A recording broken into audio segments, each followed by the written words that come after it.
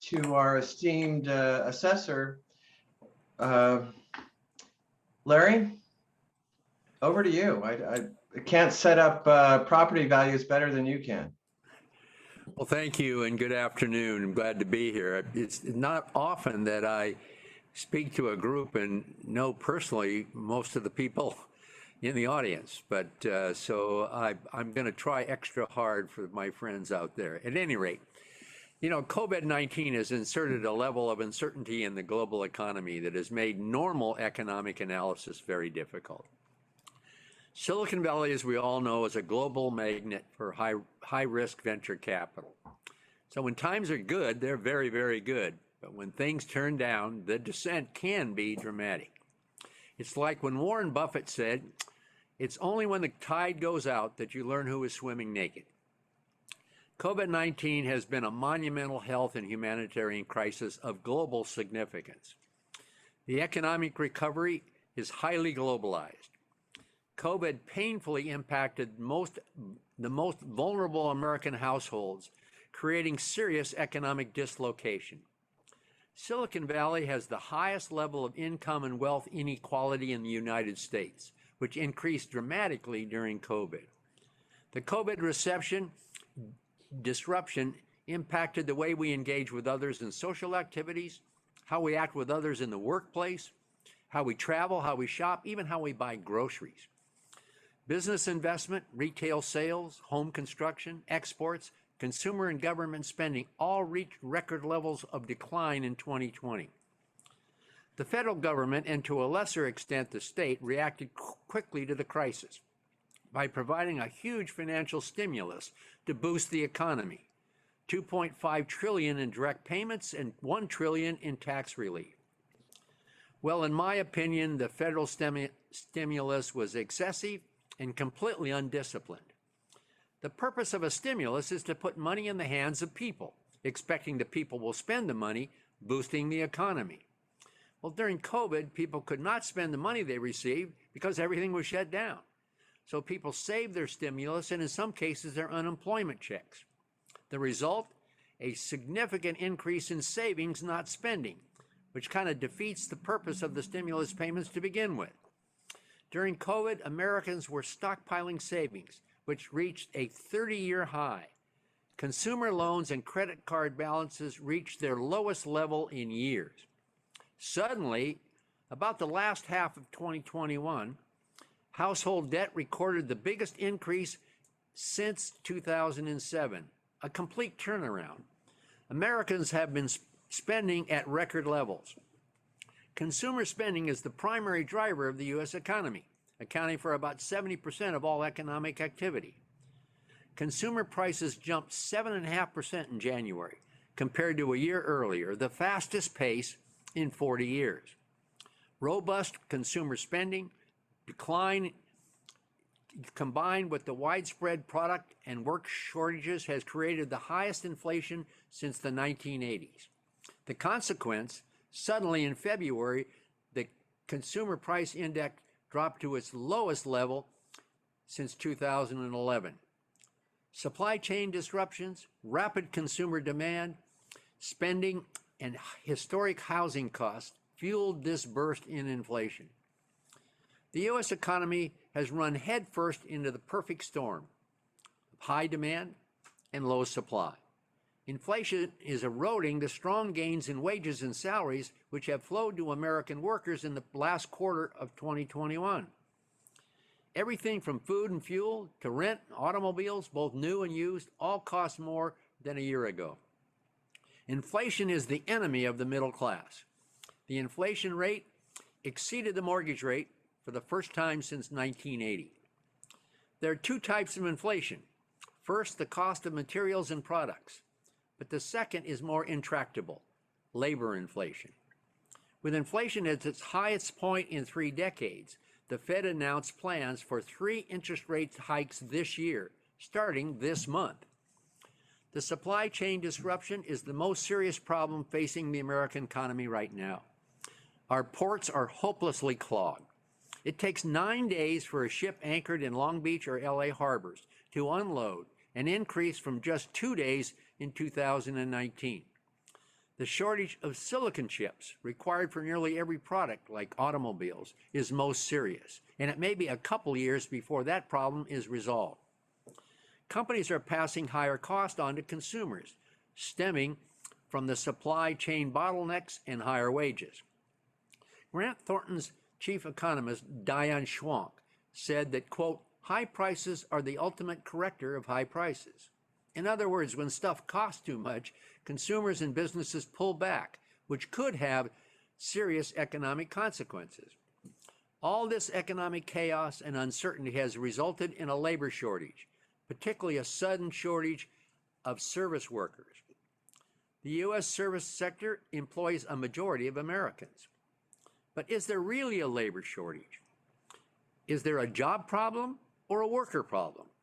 Some economists believe that there's not a labor shortage, but just companies not willing to increase their wages sufficiently to induce workers to work for them. The number of job openings has topped 10 million for 5 consecutive months. There is 1.7 job openings for every unemployed worker. At the same time, there are 6.7 million Americans unemployed, which reflects the historic level of turmoil in the job market today. Despite the fact that the U.S. economy is recovering rapidly and 12 million jobs lost to COVID have been recovered, there are still 5 million fewer jobs today than there were in February 2020. Silicon Valley has gained back almost all of the jobs lost to the pandemic. California's job count stands at about 96% of pre-pandemic levels. The Bay Area job growth has continued to surge, outpacing U.S. gains, causing the Silicon Valley unemployment rate to fall dramatically from 6.6% a couple of months ago to 2.9% at the end of the year. We have recovered, declared Russ Hancock, the CEO of joint venture Silicon Valley. California unemployment rate was 6.5% at the end of January. Tech jobs are now 5% above pre-COVID levels. It's kind of a tale of two economies in a way. Americans are quitting jobs at record levels. In the month of December alone, 4.3 million U.S. workers quit their jobs, the highest on record. It's referred to as the Great Resignation. You know that song, "You Can Take This Job and Shove It," comes to mind. Actually, it's really the Great Reshuffle. COVID also gave many people time to rethink their lives and their careers, and many have decided to ditch previous jobs in industries like restaurants and hospitality to higher pay and benefits in areas like transportation and warehousing, provided a more consistent work schedule. Workers discovered that they can leverage a chaotic labor market to their advantage, a rare opportunity to demand better pay and working conditions. And finally, retirements accelerated during COVID. The long-term future of the job market is somewhat clouded as more baby boomers are leaving the labor force than millennials, those born after 1980, or Gen Zers born after 1996, are entering the labor force. In the long term, this could have serious consequences. You know, baby boomers grew up in households with 3 or 4 children. Demographers tell us that millennials are having an average of 1.2 children. Consequently, there won't be sufficient Gen Zers, the children of millennials, to maintain a stable workforce in the future. Increased immigration and robots are the only solution to meet our future workforce demand. Elon Musk says there's going to be a robot labor shortage. Americans, however, have been poisoned by anti-immigration sentiments and the political rhetoric that goes along with it. Long term, the Bay Area economic challenges remain the same: housing, transportation, and economic competitiveness. Economists like Chris Thornburg of Beacon Economics said over a year ago that the COVID recession was technically over because it has none of the long-term characteristics of the 2008 Great Recession. Thornburg recently said that there's been no collapse of wealth, just huge inequity in wealth distribution. The Great Recession lasted nearly 8 years. The COVID recession technically lasted only 18 months. CBS News business analyst Jill Schlesinger wrote, and I quote, accelerated vaccine distribution, trillions of dollars of federal spending, pent-up demand, and low interest rate equal a roaring U.S. economy. You can call it the roaring 20s once again, but a generation later. California, as we all know, is a large, diverse economy. And that diversity is our strength because it creates a broader economic base. Silicon Valley economy is structured to resist long-term declines in economic activity. Big tech has a special kind of resilience because innovation is the driving force behind our success. Economic uncertainty and COVID didn't stop venture capital investments, however. Venture capital, led by a record number of mega deals in the Bay Area, hit a record high $80 billion for the year and $29 billion in the third quarter alone. Angel investments were also up 21% year over year. There are significant differences between the 2008 Great Recession and the COVID recession. The 2008 recession was caused by subprime mortgage credit fraud and excessive risk-taking by major financial institutions. Worker layoffs back then were more permanent. The U.S. economy didn't fully recover from the Great Recession until around 2015. The huge spike in unemployment, in which 22 million jobs were lost virtually overnight, the fastest decline in economic history, was directly related to the sudden health pandemic outside of normal financial systems. Workers were laid off from profitable, sustainable businesses that were ordered to close. So what are some of the economic implications of this pandemic on our real estate markets? Well, the most obvious, the travel, hospitality, and leisure sectors. They were hit first and hit hardest. The hotel and lodging sectors are most vulnerable due to the decrease in tourism and business travel, in addition to government-imposed limits on public gatherings, conventions, conferences, trade fairs, and sporting events. Hotels that depend primarily on business travelers, the largest source of hotel revenue, suffered the most. During COVID, business travel was down 85%. Investment interest in hotels, however, is booming. In Santa Clara County, hotel investments are up 174%. A 59-room iconic hotel in Monterey County recently sold for $2.5 million a room. The hotel industry, however, is not expected to fully recover from 2019 levels until about 2024. The airlines and hospitality industries are dependent upon each other. And the airlines and aerospace industries have been in a severe state of disarray. The disaster for the travel industry in 2020 was 10 times worse than 9/11.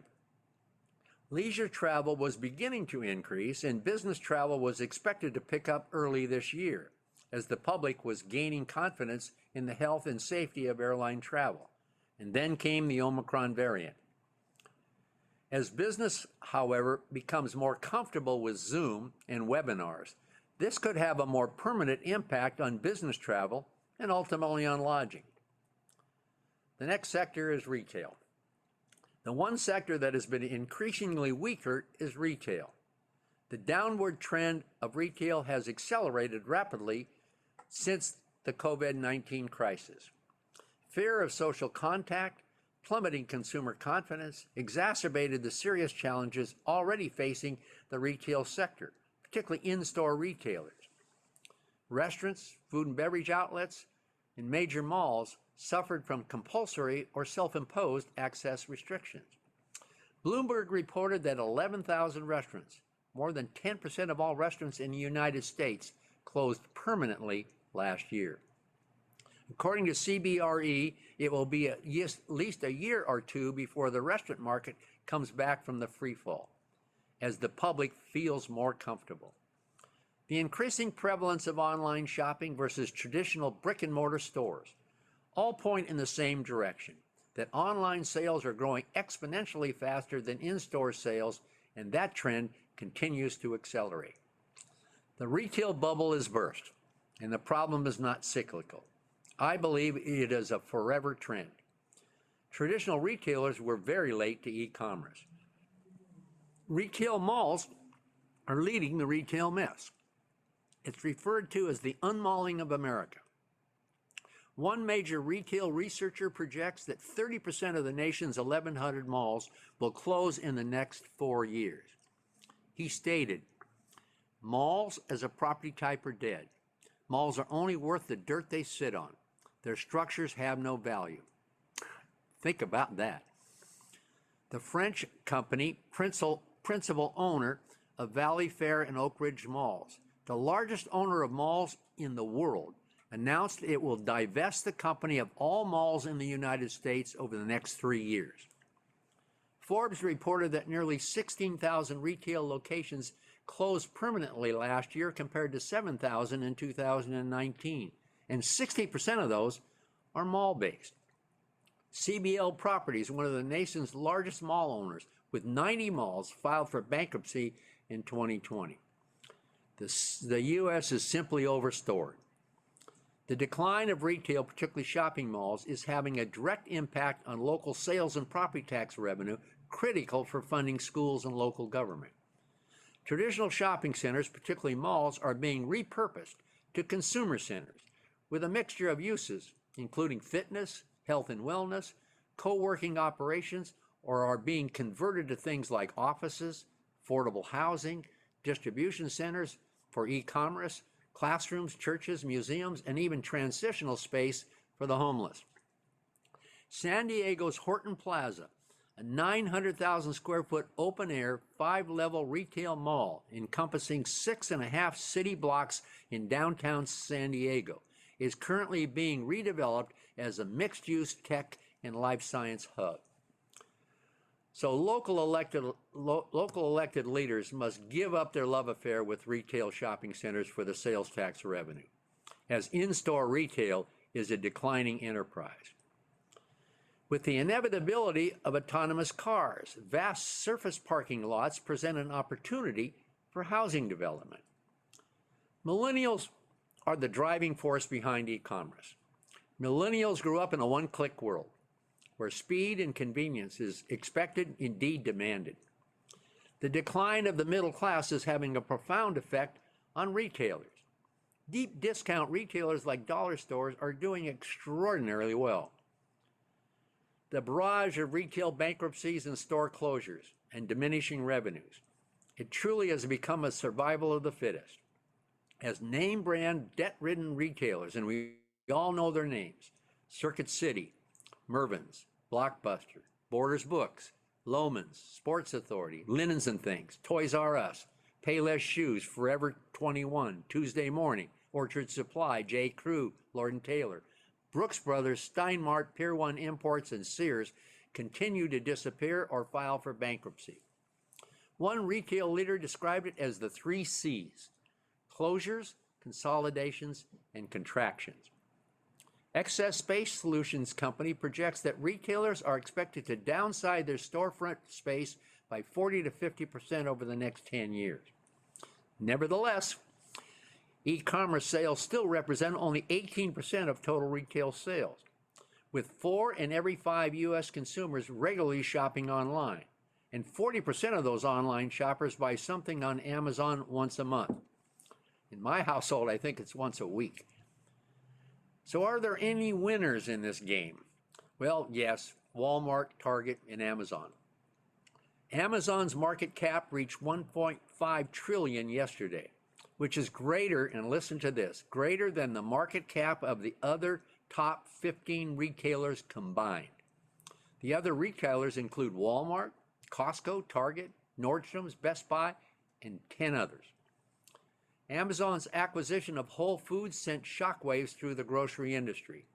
One industry expert described it as Amazon declaring war on every supermarket and corner store in America.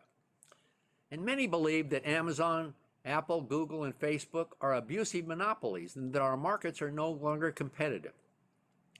Google has a 92% market share and accounts for 22% of the S&P 500 all by itself. Apple owns 4 of the 5 biggest apps, 79% of the smartphone profits, and became the first $3 trillion company. Facebook has 2 billion subscribers, nearly as many as Christianity has followers. The Federal Trade Commission and 40 states filed suit accusing Facebook of illegally crushing competition by buying up rivals like WhatsApp and Instagram. The U.S. Supreme Court temporarily ruled in favor of Facebook, but that battle is not over. At the same time, we are seeing a transitional turn in the retail industry. It's called clicks to bricks.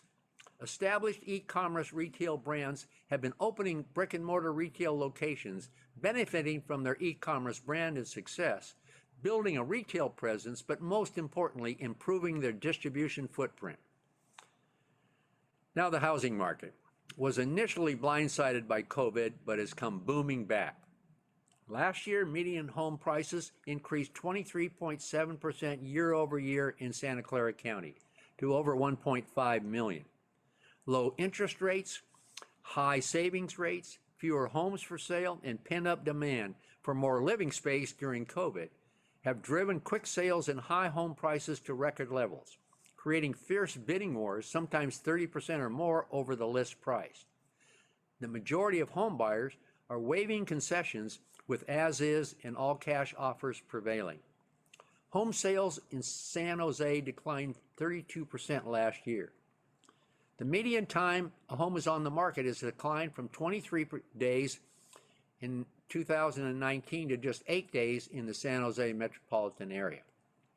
Increase in demand for suburban properties is driven by an increase in remote working, and millennial home buyers are leaving urban apartments for ownership in the suburbs. The high-end single-family market is on fire in Silicon Valley. Wealthy tech professionals, driven by record stock prices and low interest rates, are snapping up expensive homes. In Silicon Valley, luxury home sales jumped 46%. Prices of condominiums are up 36%. Apartment rents have come roaring back also, 12.8% for both new leases and renewals, now above pre-COVID levels. The jury is out on the long-term impact of teleworking on the office market. Most experts believe they will ultimately settle on some kind of hybrid approach. So what impact has COVID had on commercial real estate? Well, the economic disruption triggered a new cycle of loan defaults. Trepp Analytics reported that commercial mortgage default rates and delinquencies reached an all-time high in 2020, with lodging and retail, of course, heading the list. Defaults eventually lead to a surge in distressed property sales. COVID has affected the office market in different ways. Initially, office leasing virtually shut down as more employees teleworked from home. But investment interest in office buildings did not. It just got hotter. Avison & Young reports that there are 115 office properties under construction or in the planning pipeline in Silicon Valley, totaling 51.7 million square feet of space. Boston Properties, you may have read, resumed work on their 1.1 million square foot Class A office building, which the company shut down when COVID hit. There are 16 million square feet of high-rise office space under construction or in the pipeline in the downtown San Jose area. The tech sector seems to be the major player here. Colliers International reports, quote, that homegrown tech giants like Apple, Applied Materials, and NetApp have deepened their footprint. Silicon Valley office rents have reached an all-time high in the fourth quarter, according to Colliers. LinkedIn, Tesla, Google, Apple, Amazon, and Facebook completed major leases and property acquisitions in the fourth quarter of 2021. CBRE recently declared Silicon Valley, and listen to this, the #1 office market for future office development in the United States. Our high-tech ecosystem is the reason for that. The Mercury News reported that investors are, quote, gobbling up existing office buildings, a reflection on the long-term strength of the tech sector. The Silicon Valley industrial and warehouse markets are very strong. Locally, industrial and warehouse vacancy is less than 2%. Green Street Real Estate, a firm I respect, expects dramatic growth in industrial property values. So who are some of the winners of this pandemic? Well, the healthcare industry, of course, healthcare, clinics, labs, medical device manufacturers, entertainment like Netflix, tech companies like Facebook, Apple, Google, and Microsoft, teleconferencing like Zoom, and of course, Amazon again. Online retailers are benefiting, accelerating the impact of e-commerce on brick and mortar retailers. The increase in online shopping created a demand for more logistic facilities. Logistics and data centers and life sciences sector are on fire, and it's not a one-off. I believe it is a serious trend. Disruption in global supply chains has ironically helped the warehousing and logistics as consumers shift from in-store purchasing to online, and consumers demand faster shipment, even same-day delivery. E-commerce distribution centers must be located closer to city centers. And then there's reverse logistics, the need to facilitate an increase in the number of returns. This will continue to fuel demand for the logistics sector. Industrial real estate, particularly warehouse, the last mile of distribution, is the most desired asset class this year. Single family is also expected to be strong, including the newest trend, single family detached homes for rent. Millennials are the driving demand for this type of product. Hospitality and retail are bringing up the rear, as always. COVID has taken a toll on tax revenues. You know, government spending is an important component of a healthy economy. There's a connection between economic growth and tax revenues. As tax revenues decline, so does government spending. McKinsey & Company analyzed the impact of automation on job growth and concluded that 46 of all jobs could be replaced by the current method of automation by 2030. A Stanford computer science professor said at the 2019 Joint Venture Silicon Valley Conference that 50% of all jobs could be automated by artificial intelligence. For example, there are 3.5 million truck drivers and 700,000 bus drivers in the U.S. who will likely be displaced by autonomous trucks and buses. Cruise, a subsidiary of General Motors, and Waymo are operating robot cars without backup drivers on the streets of San Francisco right today. Driverless technology has moved out of the R&D phase. By 2023, you will be able to text up an autonomous taxi cab. You can do that today in Chandler, Arizona. And finally, I'd like to comment on the concern over the great California exodus. While we should be concerned, it's not a crisis. In 2020, 650,000 people left California for other states, and 480,000 people came to California from other states, a net loss of 170,000 people. So where do these Californians go? Well, Texas, Arizona, Nevada, Washington, and Oregon. Where do these new Californians come from? Texas, Arizona, Nevada, Washington, and New York. In the 10 years ending in 2019, California's exit rate was 1.6%, the lowest of any state in the nation. In Silicon Valley, only 4 major companies have left California. By and large, their workforce didn't follow. Tesla is still manufacturing automobiles in Fremont. Tesla just recently leased a 325,000 square foot office building in North San Jose. Now, we never want to lose population, particularly because recently California lost a congressional seat. But a crisis? No. A concerning trend? Probably. Apple just purchased 5 office buildings in your city, Cupertino. Apple is worth $3 trillion. Google is worth $2 trillion. Facebook is worth $1 trillion. But 80% of all tech R&D goes on right here in Silicon Valley, and that's not going to change anytime soon. So I think the demise of Silicon Valley is grossly exaggerated. So these are my observations today, but in this economy, they could change completely tomorrow. In fact, I made changes to this presentation this morning. So stay tuned, and I'll be happy to answer any questions.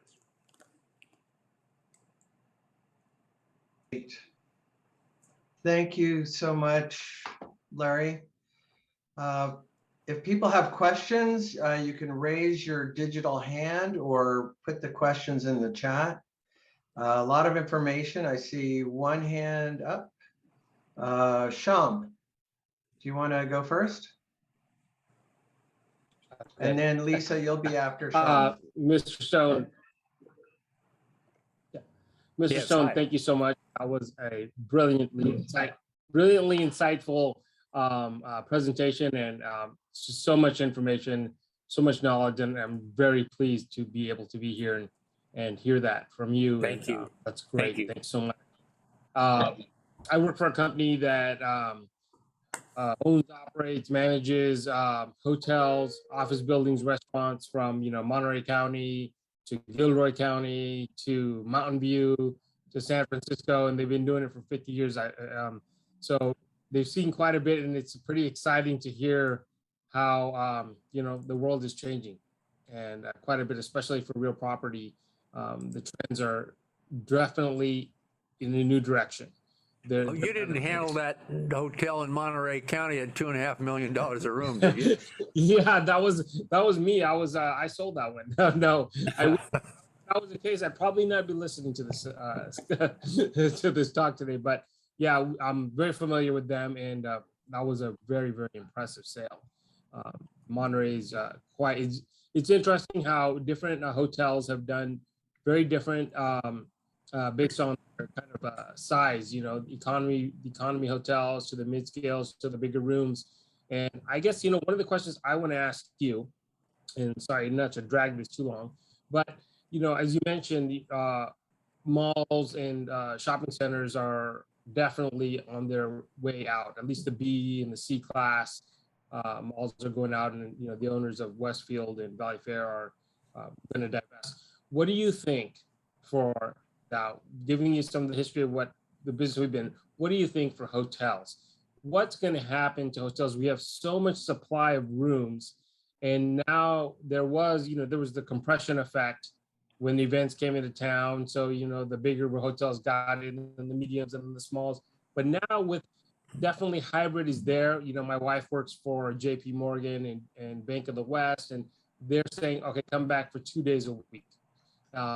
And every other company is going to come back 2, 3, some odd days a week. So that's half the demand, you might say. What do you think it's going to happen?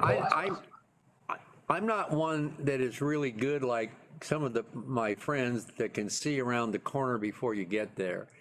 But I think the reason it's going to take so long for the hotel business to get back, I think, is because the major hotels depend upon business and leisure travel, and I do think that the increased almost from nowhere use of Zoom is going to cause people to travel for business purposes less. Can't go on vacation on Zoom, but you can certainly conduct business meetings. In fact, I conducted staff meetings in my office from the middle of the Mediterranean outside of Greece about 6 months ago. Yeah. So until we get back to conventions and trade fairs and all that stuff, I took a ride on Lyft in San Francisco last week, and the driver, I asked him about it, and he said, "Yeah, I worked at hotels here in San Francisco, which is a tourist place, and that they depend upon tourism." And he said, "I was just asked to come back 1 day or something like that. So it'll be a while." So I don't know. I gotta, there has to be pent up demand for travel because we haven't been doing it. Shed your mask and, take a flight. Yeah. So, I think, I just want to follow up. Yeah, go ahead. One follow-up, Sean. There's other people that I know have been waiting, Sorry. But go ahead. If with the hotel occupancy, declining, I've been around some of these hotels in the area, the Four Seasons in Palo Alto, and I know some of the management there.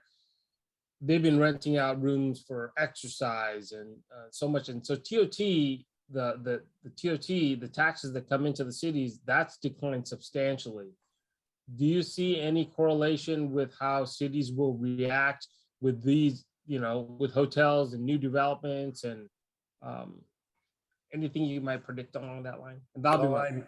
I'm being flip here, but if I was I've been a mayor and a council member, but if I would, and we loved hotels and we loved the retail. In fact, to put a Costco right on your border, so you got the sales tax revenue and in my case, and the adjacent city got all the traffic. That was the ideal move in those days. But I really think if I was to bet on it, I would take. I would take hotels over increasing retail for the sales tax. But I'm not in that business anymore. Yeah, sure. All right, thanks a lot. Thank you, sir. Thank you, Sean. And I'm sure we have other questions. Donna, you've been very patient. You're next. Thank you for it. That was so much information, but you didn't mention the war in Russia and the possibility of World War III. But I'm noticing the taxes are going up and down, and Gas I'm wondering if that's it's certainly going to affect it. The gas prices, all of that. You didn't touch that. I just wondered if you had anything. Well, that whole crisis is what, a Yeah. week and a half old. So I don't know if I could draw any conclusions into the future. But I know things are, from what I hear from political leaders and economists as well, that we're in for a rough go with respect to inflation. We're already in a rough go, and it's going to get worse. So that's about the only thing I can say. I watch this stuff on the news and read about it just like you're all doing, and wondering what's going to happen. I wish I had more information for you. Yeah, thank you. Thank you, Donna. I know we had a couple of people that had their hands up, but while I'm waiting for another question, Larry, can we share your slides and text? We will give you the text of it. We do not share the slides. And we ask only on the text is that you distribute it in your inner circles. I guess you say. Sure. Your memberships or people that could have been on this call and weren't. Yes, we will do that. Sure. I think that, thank you. We almost always, because you do have so much information in your presentation, we always get questions afterwards from the attendees and for people who signed up and couldn't make it. So yes, we'll do that, but I'll follow up with your staff. Okay, great. Great. Other questions for Mr. Stone?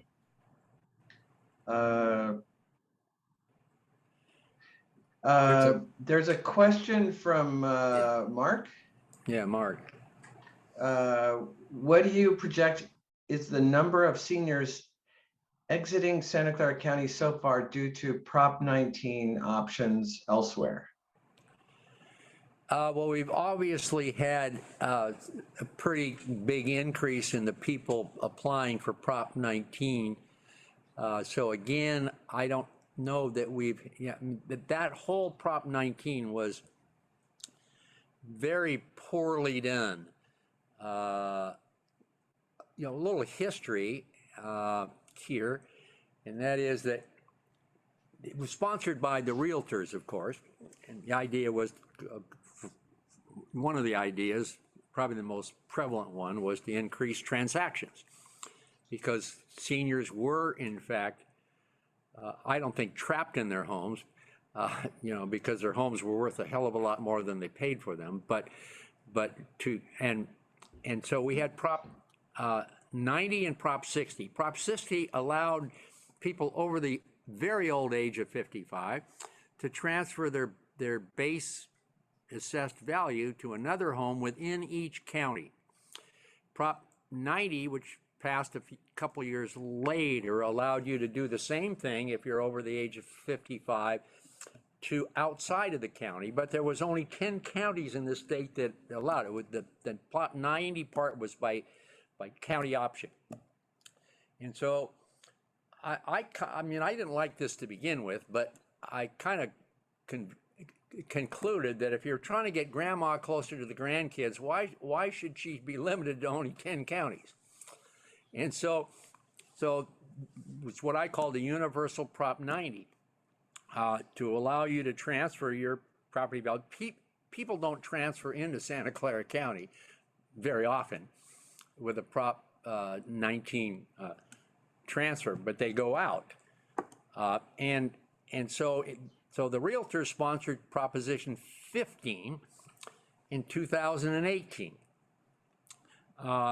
And it did qualify for the ballot, but the legislative office in Sacramento calculated that it would cost $1 billion a year in reduced property taxes. And labor and the schools said, enough of that. We will, and they told the realtors, we'll take this down in the election. And so the realtors realized they had a problem, and so they didn't support Proposition 15 to any great degree, and it failed. So now they fast forward to 2020, and they needed to find $1 billion of revenue somewhere to offset the $1 billion lost in a universal Prop 90. So that's when they went after the generational transfer, the ability to transfer your low assessed value in your principal residence to your children or child or children. And they amended that pretty significantly. You can still do it, but there's a lot of limitations. And the argument in favor of that was that now, if you transfer, you can transfer your principal residence to your children, and there's some differences in what you can do. But the argument that drove that was the classic Lloyd Bridges story. Lloyd Bridges transferred a Malibu home on the water with 90-degree views of the ocean to his wife, and then when his wife died, it got transferred on a Prop 60, I think, transfer to their kids, Bo and Jeff Bridges. Well, they never lived there. They rented it. And so they were renting it for $16,000 a month, and they were paying $5,000 in property taxes a year. Now, that to me is not fair at all. Not to create, and if you take that to its extreme, by 2050, there'll be the fifth generation of people will have a 1975 base. So that's one of the limitations that this initiative that will probably qualify for the ballot, but it is trying to undo again. So the $1 billion that they needed to make it work is now, the source of that revenue is now going to be attacked by returning the generational transfer provisions back to what it was before, primarily. So that's a long answer, but I know Proposition 19, the problem with it was that they provided they meaning the sponsors and the state, provided no implementation language. So this thing passed and everybody said, okay, let's do it. And the assessor said, you provided nothing for us as to how to do this. And we've worked for almost a year working with the state and the State Board of Equalization to come up with, I don't make laws or set public policy. I enforce the laws as the county assessor. But I need laws that are understandable in order to enforce it. We're just about getting through with that with a few hiccups left, but it's looking pretty good. Well, thank you, Larry. Your response reminds me of something the former city manager of Cupertino, David Knapp, used to say, which is, if you think it's simple, then you don't understand the situation. Yeah. So thank you for your work. And Lisa Warren, you're back. You have your hand up. Hi, thanks. Larry, thank you for speaking about 60, 90, 15, and 19. 19 is a mess. And I had my hand raised to ask you, will your office be giving presentations again as you did early on prior to the February last year deadline? Everyone was scrambling to figure out what to do, and trust attorneys were working overtime, and people were spending a lot of money chasing nothing because there were no real answers. So if you're saying that you have this mostly figured out by now, it'd be great if you could share. Well, we are holding I'm holding a webinar next week. What's the date? What? 10th. The 10th, a webinar, and we're if you're in the real estate business or title companies or whatever, you're going to get an invitation. Right. I'm just checking now what it's going to be, a webinar, and we're sending out notices, flyers online to anybody that is interested in this. You know, we did 3 webinars, and I think you mentioned that when we were in confusion on Prop 19. And I do a lot of public speaking, but in 1 week, we did a webinar for the Bar Association. We had 1,750 people on it. The next day, we did one for title companies. We had 850 people on it. And then, the 2 days after that, we did one for, I think, realtors, and there was 450 people on it. So the interest in Prop 19, for all kinds of reasons, and a lot of it, the interest is because it's so confusing. So we're trying to give a status report, if you will. Now, you will also hear, if you go on that, basically the presentation I gave to you today as well, but we'll add on to it a more serious, a more insightful part of it. It'll be on Prop 19. Okay, great. And another thing I always like to take the opportunity to say, whether people agree or disagree, or what the definition really is. I worry when retail sector is talked about as one thing, and you didn't do that today, but I think it's important to remember that essential retail is essential and should not go away. It should not be said it's in trouble, because you can define essential retail however you want, but the more housing and bodies we have, the more of those places we're going to need.